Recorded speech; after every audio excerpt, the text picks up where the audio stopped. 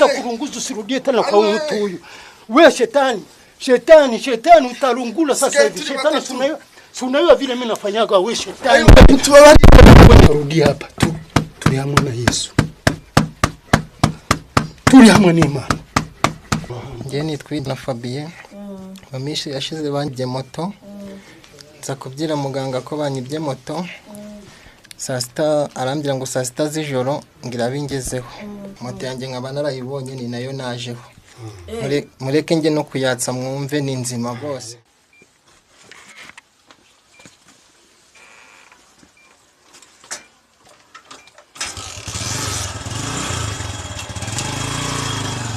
Twashobora kuvugana ari igiswahili ndacyumva, ari igifaransa ndacyumva, ari iringara ndaryumva, ari icyongereza ndaryumva. Gasaro TV.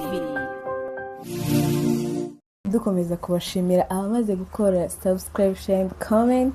Nkuko mubizi tubageza inkuru zitandukanye zo hirya no hino. Uyu munsi twafitiye inkuru idasanzwe y'umuganga gakondo uvura indwara zitandukanye, uvura indwara zose. Tukaba twaravuganye nawe araturangira, ariko akaba ataratubwiye location neza. Tukaba turi mu gace neza turangiyemo, ariko ndi kubona twarangisha ku buryo tugera kuri uwo muganga neza ahakorera. Yandi kubona umuntu imbere yanjye, reka murangishe.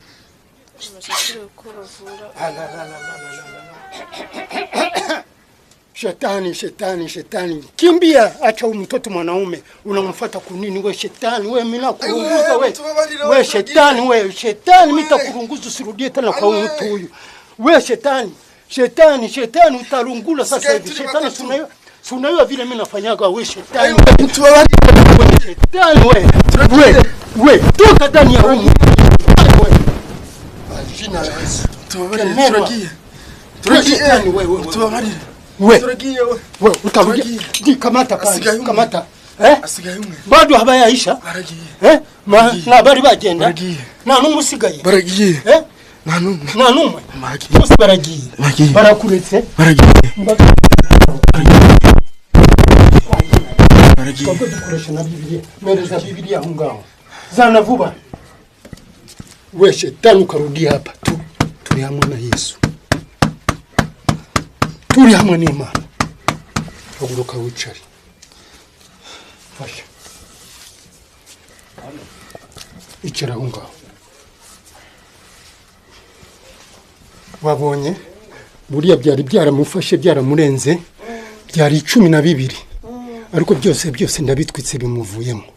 Uyu muriro n'ubashije kubitwika Byose urabizi ikizimu shetani yangana n'ikintu cyitwa umuriro. Ijwi yavugaga mbere sibyo ari kuvuga nureba buriya byose bimushizemo mbere ngitangira byari byitangiye kwanga, ariko mu gihe babonye ubushobozi bwanjye bigenda bigiyemo kimwe none yara hasigaye kimwe kinini gikomeye none nacyo kimuvuyemo wenyine abyivugiye ko kimuvuyemo. Ararushye buriya no kubera yuko biramurekuye kandi byari ari byo bimufitemo imbaraga.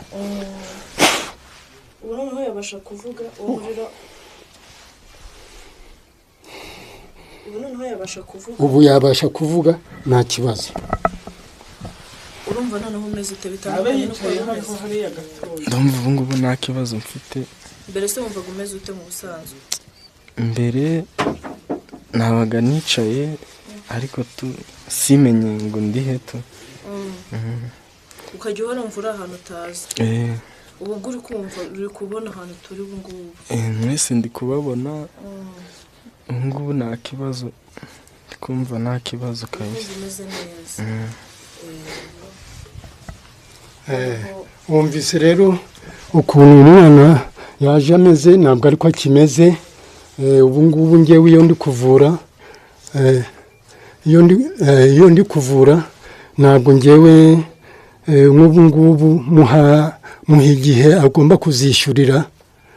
Muri kunyumva hari buriya ahangaha wumvishe mukobwa wumvise musaza wawe yarameze nabi cyane byari byaramugize ukuntu yarameze byose bimuvuyemo uzaza ahangaha rero kugira ngo ababyeyi bishime ugomba kureba akayoga k'ababyeyi ukagashyira aho ngaho mu minsi uzabona bitagarutse ubu ngubu nabitsiritse uzaza kunshimira nasi bumuhaye kagapira yakemera noneho kukambara arabanza aruhuke umubiri we ntabwo wari wakomeye iyo mwamuhaga imyenda none ntabwo yayambaraga yari yabijugunya n'ikabutura yashakaga gukuramo niyo mpamvu tubona yabaye gutya aratambuka mfite ahantu nk'aba ngaba barushye bicara bakabanza bakicara niyo nzoga nkwereka ko tubikora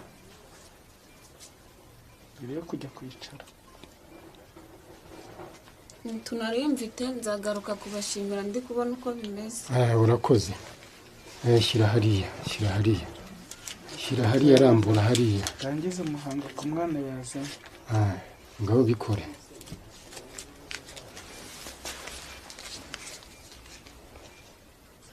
mwabonye buriya rero ariya mafaranga iriya nzoga ni inzoga y'ababyeyi baba bamaye uburenganzira bwo kugira ngo gira naho ubundi bwo ntabwo nca amafaranga buriya azagaruka kugira gute kunshimira niko bimeze uriya muhango wo kubakozaho amafaranga bazanye ku kayoga k'abakuru se biba bishatse gusobanura yuko byerekana yuko ababyeyi babyishimiye azana 5 azana 2 azana ayafite yose ntabwo mvuga igiciro agaruka kunshimira nyuma oya abazaza kunshimira nyuma yewe n'imirimo wamukoreye n'ihinduka ryo mu mubiri w'umuntu we cyangwa nawe ibyo wamuvuye aza gushimira nyuma uhwanye n'uburyo ki bya bintu byakira yego weho haguruka turebe yuko ufite imbaraga nureba yaje atameze gutya none dore afite imbaraga ari kubasha na kuvuga namwe muri kubyiyumvira tambuka ugende wicare hariya wicare aho ngaho ku karago ubanze utuze ndibuze kukubwira amasaha uza kugendera umva mukobwa musaza wawe ubu ngubu gahunda zirarangiye abaye muzima nta bindi byongera kubigira nta bindi buriya arakize cyangwa ube wicaye aho ngaho cyangwa agenda wicare hanze ngiye kwakira abandi hariho n'abandi baje hariho abandi bakira murakoze cyane no kuza kunsura murakoze cyane murakoze cyane abo twageze ni amahoro karibu gaturebe bikurikiraho mwicare hariya karibu mwicare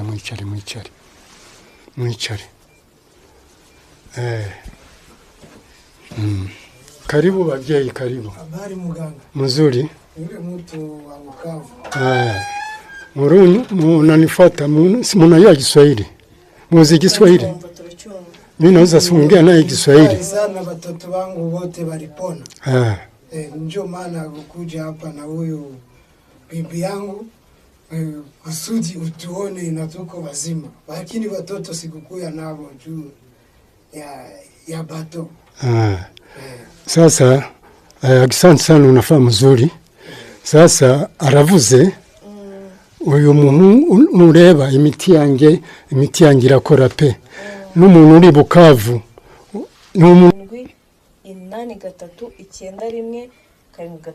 yego yuko iyi nomero zose ari hehe ari mu mahanga hose bagomba kuzigira ari umunyamahanga ari Kinshasa atazi Ikinyarwanda yanshakira twashobora kuvugana ari Igiswahili ndacyumva ari Igifaransa ndacyumva ari Lingala ndaryumva ari Icyongereza ndaryumva ari muri Amerika ashatse kunshaka nawe yanshakira ku iyo nomero kandi ikindi nakongeraho ari Kinshasa atabasha kuza yakohereza ifoto n'amazina yari Kinshasa akayohereza ku iyi nomero nkaba namufasha ndi hano mu Rwanda ari Kinshasa cyangwa ari muri Amerika yanshakira ku iyi nomero tukavugana akaba yakohereza